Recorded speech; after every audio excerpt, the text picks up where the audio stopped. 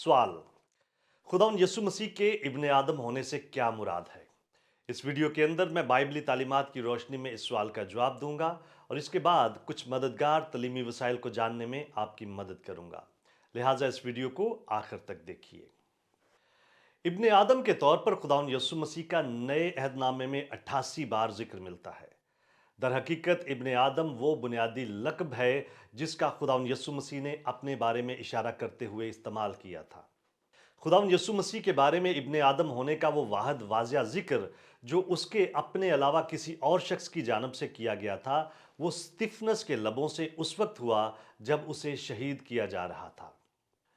इब्ने आदम बशरियत का लक़ब है। मसीह के दूसरे अलकाबात जैसे कि इब्ने खुदा उसकी अलूहियत की तरफ तवज्जो मरकूज करने की तरफ रहनुमाई करते हैं। इसके बरक्स इब्ने आदम का लक़ब मसीह की बशरियत पर तवज्जो मरकूज करवाता है। हिजकियल नबी को खुदा ने 93 बार आदमजाद कहा। इस तरह खुदा हिजकियल को महज एक इंसान कह रहा था। आदमजाद इंसान के लिए इस्तेमाल होने वाली महज एक उर्फी इस्तिलाह है। खुदावंद यीशु मसीह वाकई हकीकत में एक इंसान बना था, वो मुजस्सम होकर आया था। इब्ने आदम आजजी का लक़ब है। फितरत में अब्दी तसलीस के दूसरे अकनूम ने आसमानी जलाल को छोड़कर इंसानी बदन इख्तियार किया, इंसान की सूरत में चरनी में पैदा हुआ और आदमियों में हकीरो मरदूद ठहरा।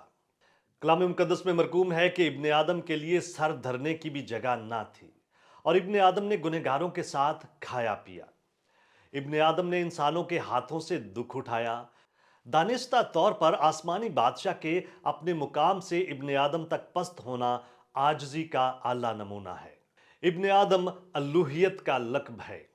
हिजकियल नबी आदमजाद हो सकता है लेकिन खुदावंद यीशु मसीह इब्ने आदम है। इसी तरह खुदावंद यीशु मसीह उस सब की आला तरीन मिसाल है जो खुदा चाहता था, यानी एक इंसान की सूरत में सच्चाई और फजल का तजस्सुम। कलाम मुकद्दस में लिखा है कि अल्लूहियत की सारी मामूरी उसमें मुजस्सम होकर सुकूनत करती है। इस वजह से इब्ने आदम को गुनाह माफ करने का इख्तियार हासिल था। उसने दावा किया कि वो सब्बत का मालिक है। इब्ने आदम जिंदगियों को बचाने, मुर्दों में से जी उठने और अदालत करने के लिए आया था। सरदार काहन के सामने अपने मुकदमे की समाअत में खुदावंद यीशु मसीह ने कहा, मैं तुमसे सच कहता हूं कि इसके बाद तुम इब्ने आदम को कादर मुतलक की दहनी तरफ बैठे और आसमान के बादलों पर आते हुए देखोगे। इस दावे के बायस मुकदमे की सारी कार्रवाई फौरन मौकूफ हो गई क्योंकि अदालत ने खुदावंद यीशु मसीह पर कुफर का इल्जाम लगाते हुए उसे सजाए मौत सुना दी।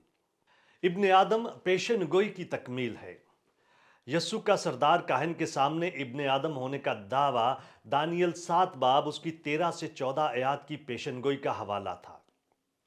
मैंने रात को रोया में देखा और क्या देखता हूं कि एक शख्स आदमजाद की मानंद आसमान के बादलों के साथ आया और वो कदीम अलयाम तक पहुंचा। वो उसे उसके हजूर लाए और सल्तनत और हशमत और ममलकत उसे दी गई ताकि सब लोग और उम्मतें और अहले लुगत उसकी खिदमत गुजारी करें। उसकी सल्तनत अब्दी सल्तनत है जो जाती ना रहेगी और उसकी ममलकत लाजवाल होगी। दानियल नबी ने मसीहा जो पुराने अहदनामे में आदमजाद और नए अहदनामे में इब्ने आदम कहलाता है को दिए जाने वाले उस जलाल, प्रस्तिश और अब्दी सल्तनत का मुशाहिदा किया था और खुदावंद यीशु मसीह ने इस पेशन गोई का इस्तेमाल अपने लिए किया था। खुदावंद यीशु मसीह ने और कई मौक़े पर भी अपनी आने वाली बादशाही के बारे में बात की थी। अबरानियों के मुसन्नफ ने ज़बूर में से आदमजाद के जिक्र को ये सिखाने के लिए इस्तेमाल किया है कि हकीकी इब्ने आदम यानी यस्सु मसीह तमाम चीज़ों पर बादशाही करेगा। पुराने अहदनामे की पेशनगोई की तकमील में इब्ने आदम बादशाह होगा। खुदावंद यस्सु कामल खुदा था मगर वो कामल इंसान भी था। इब्ने खुदा और इब्ने आदम की हैसियत से वो दोनों अलकाबात का मुस्तहक है। क्या आप और बहुत कुछ जानना चाहते हैं? हमारे चैनल को सब्सक्राइब कीजिए ताकि आप हमारी दीगर वीडियोस को मिस ना कर दें और बहुत सारे सवालात के जवाबात को जानने के लिए हमारी वेबसाइट godquestions.org को विज़िट कीजिए। क्या आपके और बहुत सारे सवालात हैं? बाइबल के पास आपके सभी सवालात के जवाबात हैं। शुक्रिया।